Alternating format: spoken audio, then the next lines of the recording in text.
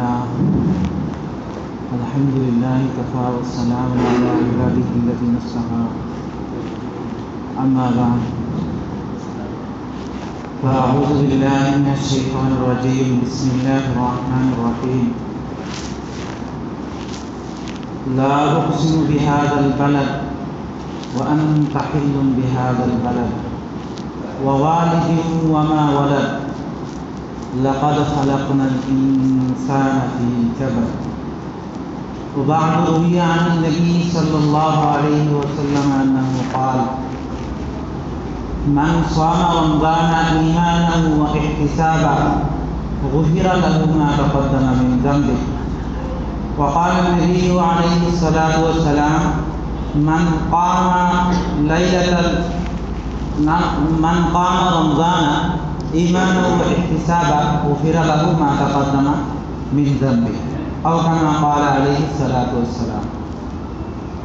محترم تشریف فرما علماء کرام، ذاکرین شاکرین، مربی حضرات، نوجوان ساتھیوں،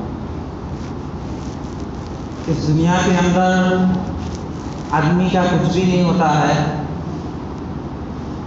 غور سے دیکھنے سے نہ زمین ہے نہ آسمان، نہ اولاد ہے نہ بیوی، اور نہ اپنی روح ہے نہ گوڑی، کچھ بھی اپنا کا نہیں ہوتا ہے، کچھ دین کے لیے دیا ہوا سامان ہے۔ اللہ کی جب مرضی ہو جائے گی تو اس کو واپس لے جائیں گے۔ اگر ہمارا ہوتا تو ہم جتنے دن چاہتے اس کو روک کے رکھتے، جب چاہتے اس کو ضائع کرتے تھے، لیکن ہم ایسے کر نہیں سکتے، تو ظاہراً نہیں سمجھ کے اندر آتا ہے کہ یہ اللہ کا ہے، کچھ دین کے لیے دیا ہوا ہے، جب اللہ تعالیٰ چاہتے ہیں تو اس کو چھین لیتے۔ ایک انسان ہے، اس کا پیسہ بھی قیمتی ہے، بہت پیسے کا مالک ہے، لیکن تھوڑا سا کالا ہے اور زیادہ عمر بچنے کی خواہش ہے۔ ایک نجومی کے پاس جاتا ہے اور اس کے پاس جا کر کہتا ہے کہ میں گھورا ہونا چاہتا ہوں اور 150 سال بچنا چاہتا ہوں، کیسے ہوگا؟ اس نے کہا یہ تو مقدر کی بات ہے، اللہ نے جیسے دیے ہے ایسا ہی رہو گے، جتنی عمر دیے ہے اتنی عمر بچو گے۔ کہا کہ جھوٹ ہے، واپس آ گیا۔ ایک بڑے ڈاکٹر سے تعلق پیدا کیا اور اس سے سرجری کرتے کرتے ایسے ہو گیا کہ پلاسٹک کے پتلا سا چمڑا بھی اپنے جسم پر چڑھا دیا اور سفید بھورا بن گیا۔ کہا کہ ایک کام تو ہو گیا، اگلا کام کیا ہے؟ 150 سال بچنا ہے۔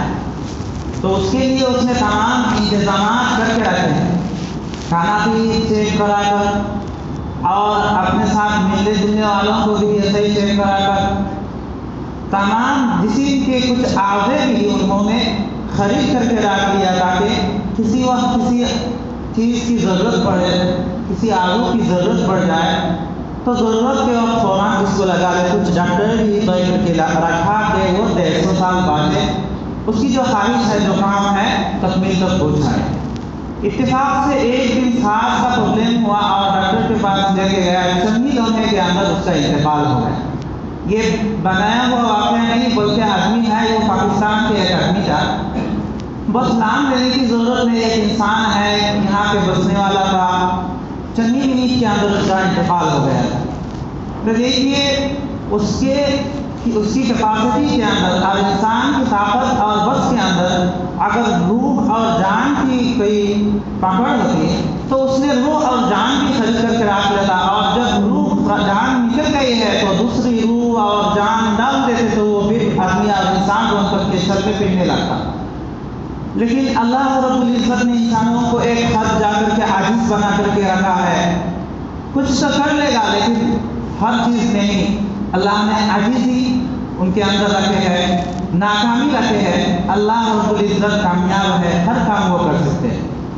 قرآن کریم کے اندر اللہ رب العزت نے نبی صلی اللہ علیہ وسلم کو فرمایا یسألونک عن الروح قل الروح من امر ربی، اے نبی آپ کو روح اور جان کے بارے میں لوگ سوال کریں گے، پوچھیں گے، آپ ان کو بتا دیجئے کہ روح جو جان ہے وہ اللہ کا ایک معاملہ ہے، اللہ کی دی ہوئی ایک چیز ہے، وہ میں بتا نہیں سکتا، وہ کوئی کچھ دیکھ نہیں سکتا، نہ ڈاکٹر جسم پھاڑ کر کے دیکھ سکتا ہے، اور نہ جب جان پرواز ہوتی ہے تو کوئی دیکھ سکتا ہے۔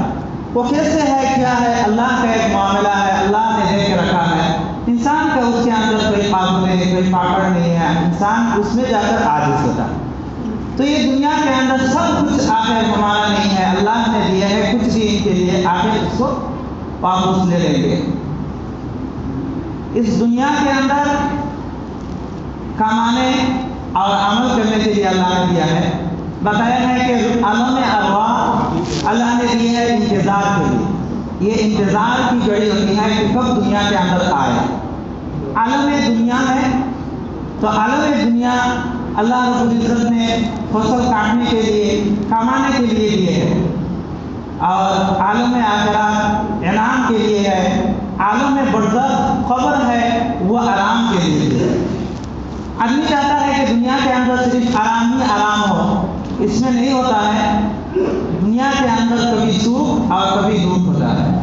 جہاں صرف آرام ہی آرام ہے وہ جنت ہے، بہشت ہے، اور جہاں صرف دکھ ہی دکھ اور تکلیف ہی تکلیف ہے وہ جہنم دوزخ ہے۔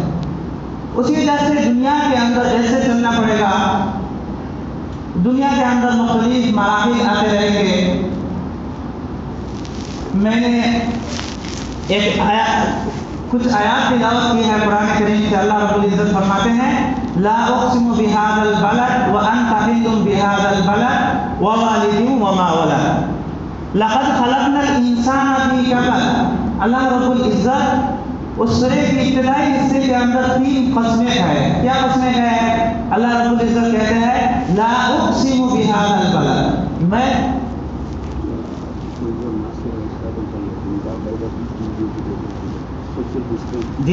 جن حضرات کے پاس ماسک ہے وہ حضرات ضرور ماسک لگا دے، اور ناک اور منہ سے تھوڑا الگ رکھ کر کے اس کو لگائیں گے تو نماز بھی اسی حال میں پڑھ سکتا ہے، کوئی حرج نہیں ہے۔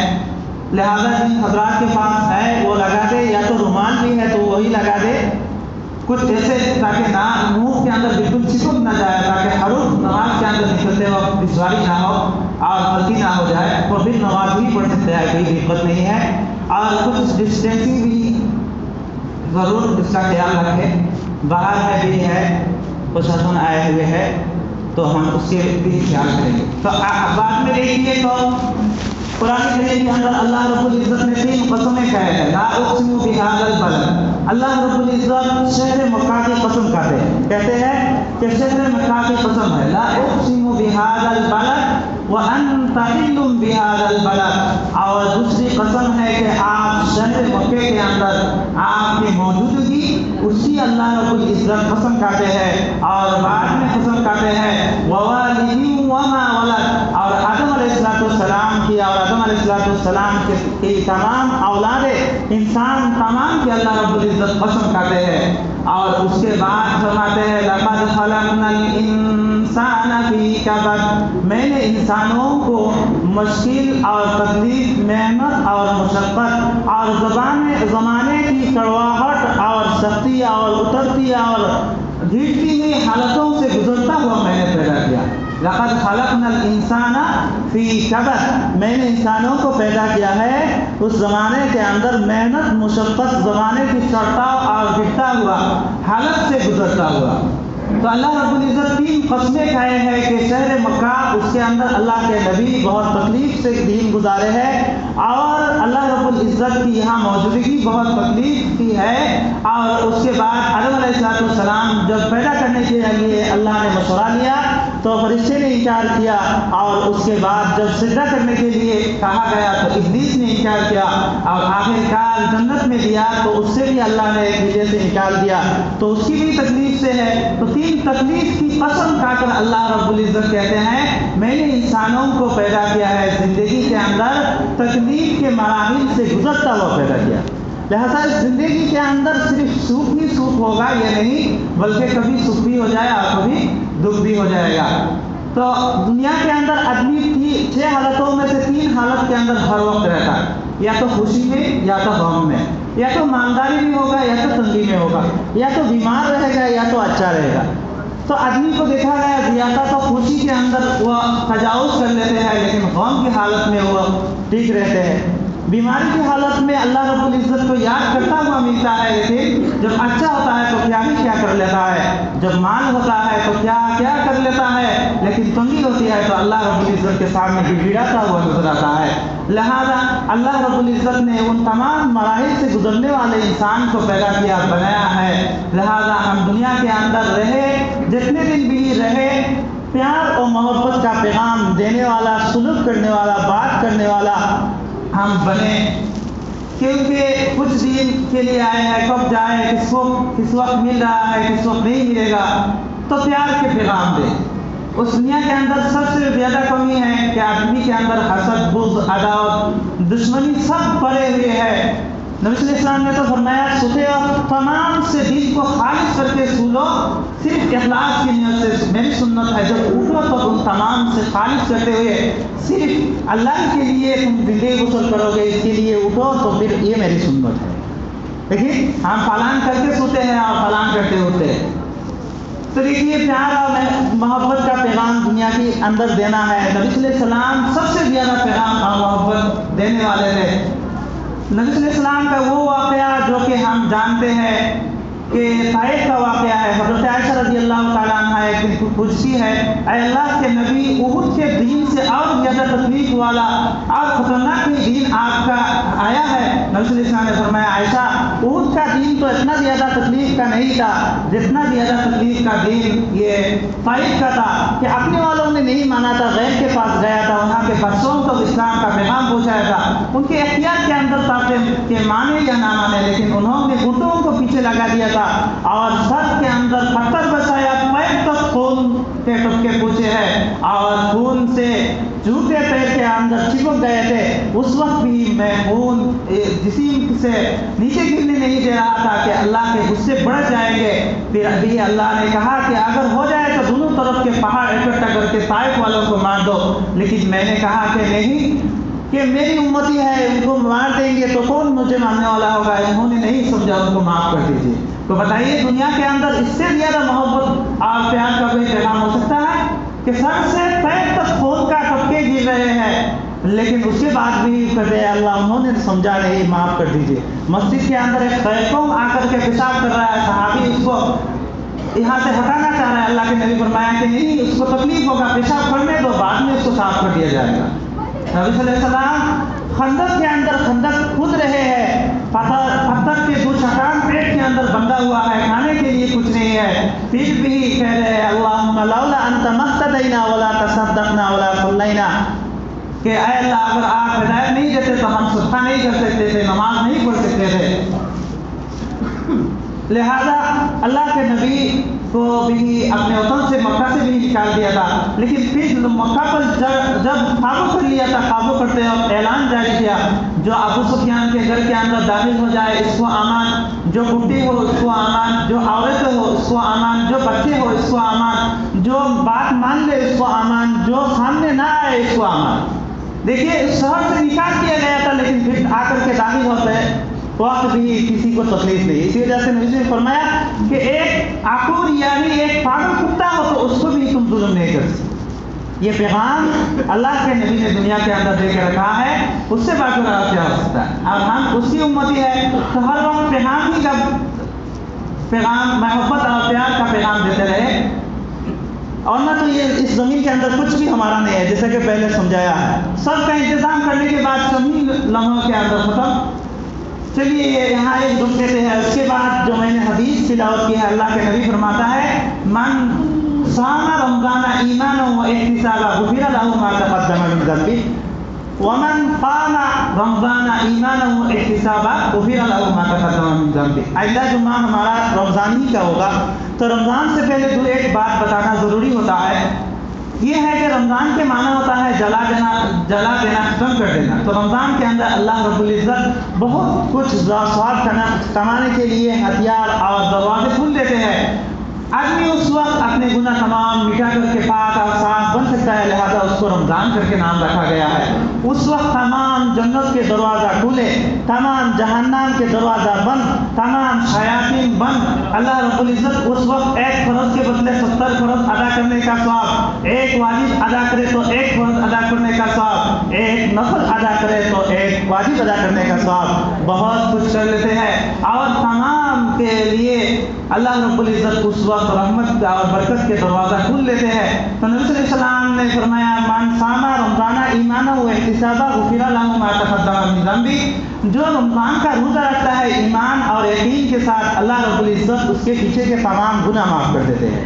اور اللہ کے نبی نے فرمایا من قام رمضان ایمانا و احتسابا غفر له ما تقدم من ذنبه، اور جو کہ رات کے اندر تراویح بھی پڑھتے ہیں اس کے تمام گناہ پیچھے کے معاف کر دیا جاتا ہے۔ نبی صلی اللہ علیہ وسلم رمضان سے پہلے اپنے تمام صحابیوں کو خطاب کرتے ہوئے فرماتے تھے آئے میرے صحابی سمجھ لو تمہارے اوپر ایسا ایک مہینہ آنے والا ہے جس کے روزہ تم پر فرض کر دیا گیا اور جس کے اندر تراویح تمہارے لیے سنت قرار دیا گیا ہے، لہذا تم اس کے لیے تیار ہو جاؤ۔ تو ہم جب روزے رکھیں گے تو روزے کے معنی ہے عربی کے اندر اس کا لفظ آتا ہے صوم، صوم کے معنی آتا ہے روکے رہنا۔ ایسے تو روزہ شریعت کے اندر کہا جاتا ہے کہ کھانے پینے اور جیما کرنے سے آدمی روکے رہے، لیکن تکمیل اور مکمل اور ایک دم پکا روزہ ہونے کے لیے تمام تر گناہوں سے ہاتھ پہ تمام اعضاء کو بچانا ضروری ہوتا ہے۔ ایک روزہ اور کوئی جان بوجھ کر کے چھوڑتا ہے تو اس کی سزا غیر رمضان میں 60 روزے مسلسل رکھنے کا ہے، اور جو روزہ نہیں رکھ سکے گا بالکل معذور ہے، ایک دم کمزور ہو گئے ہیں، شیخ پانی اس کو کہا جاتا ہے، اس کے لیے اس کے والدہ یہ انتظام کر دے ایک ایک روزے کے بدلے میں 2 وقت مسکین کو کھلائے، ایک ایک کے بدلے میں، یا تو ایک فطرہ جو ہوتا ہے 1633 گرام آٹا یا میدے کی قیمت وہی دے بعد میں ہوگا یا پہلے یا اسی وقت دیتے رہے، ان کے لیے وہی ہوگا۔ اور ہم افطار کے ٹائم میں خاص کر کے کولڈ ڈرنک نہ پیے، ابھی بیماری کا بہت یہ ٹائم ہوتا ہے، اور ایسے بھی افطار کے ٹائم میں معدہ پیٹ خالی ہوتا ہے اس وقت نرم کوئی چیز کھائے۔ نبی صلی اللہ علیہ وسلم نے حدیث کے اندر فرمایا افطار کے وقت سب سے پہلے کھجور کھائے، یا تو میسر نہ ہو تو پانی سے افطار کرے، یا تو دودھ ہو تو دودھ سے کرے۔ یہ 3 چیز کا ذکر حدیث کے اندر آیا ہے، وہی سنت ہے۔ پانی بالکل ایک دم پاک صاف ہے، یہ سب کو میسر ہوتا ہے تو پانی سے ہی کرے گا، لیکن اس وقت اور بعد میں کوئی چیز کھائے گا تو نرم چیز کھائے، پیٹ خالی ہوتا ہے، اور اس وقت کولڈ ڈرنک پیتا ہے تو گردہ بالکل خراب ہو جاتا ہے، ابھی تو بیماری کا پھیلاؤ ہے، اور کولڈ ڈرنک پیے گا تو پھر انجام بہت برا ہو سکتا ہے، لہذا اس سے بہت پرہیز کرے، زیادہ ٹھنڈی چیز نہ کھائے اور زیادہ گرم نہ کھائے، بلکہ درمیان اور نرم چیز سے افطار کرے۔ اور تراویح کے اندر ایک قرآن کریم کم از کم تراویح کے اندر سننا یہ سنت مؤکدہ ہے، چاہے 10 دن میں سنے چاہے 15 دن میں سنے، اور باقی تو پورے رمضان میں قرآن سننا یہ الگ بھی ایک ثواب ہے۔ لہذا ہم تمام رمضان آنے سے پہلے رمضان کے لیے تیاری کریں، ابھی ٹائم بعد میں باقی ہے تو بعد میں باقی باتیں رمضان کے اندر بتا دیا جائے گا۔ تو رمضان کے اندر یہ بھی فائدہ ہوتا ہے، بہت سارا رمضان کے اندر فائدہ ہے۔ ایک ہوتا ہے کہ اپنے پڑوس میں کے اندر غریب ہے، وہ تکلیف کے اندر احساس نہیں ہوتا ہے، روزہ رکھنے سے ان کا احساس ہوتا ہے۔ ایک ہی ہوتا ہے دل کے اندر خواہشات نقصانیاں بھرے ہوئے ہیں تو روزے وہ تمام دبا دیتے ہیں۔ ایک فائدہ یہ ہوتا ہے کبھی جا کر تنگی آ جائے، مال کی کمی آ جائے، ہر وقت کھانے کے لیے نہ ملے تو ابھی سے وہ بھوکے پن کی برداشت کرنے کی کچھ طاقت پیدا ہو جائے، تو کسی وقت اگر تنگی ہو جائے تو اس کو کچھ کم کھا کر بھی زندگی دن گزار سکے، اور کسی وقت سفر کے اندر ہو، جہاز کے اندر ہو، کھانے کے لیے انتظام نہ ہو تو اس وقت بھی برداشت کر سکے۔ اس لیے کہ روزہ کے اندر بہت سارے حکمت ہے، ہم بالکل تیار ہو کو کیا ہی خوش نصیب ہوتا ہے کہ ہم اپنے رب کے لیے گھر کے اندر کھانا ہونے کے باوجود بھی پورا 1 مہینہ اور وہ ٹائم ٹو ٹائم ہم اللہ کی خاطر کھانا پینا سب چھوڑ کر کے اللہ کے لیے ہم رہتے ہیں، ہمارے معبود خالق اور مالک کے لیے۔ یہ کتنی خوش نصیبی عبادت ہے۔ دیکھیے یہ بتانا تھا کہ دنیا کے اندر عبادت کرنا ہے، کھیتی کھاٹنا ہے، اس کے اندر کچھ تکلیف ہوگا۔ پہلے بتایا سکھ اور دکھ کا ملن ہے اس کے اندر، صرف سکھ ہی سکھ نہیں ہے، تو تکلیف کرنا پڑتا ہے۔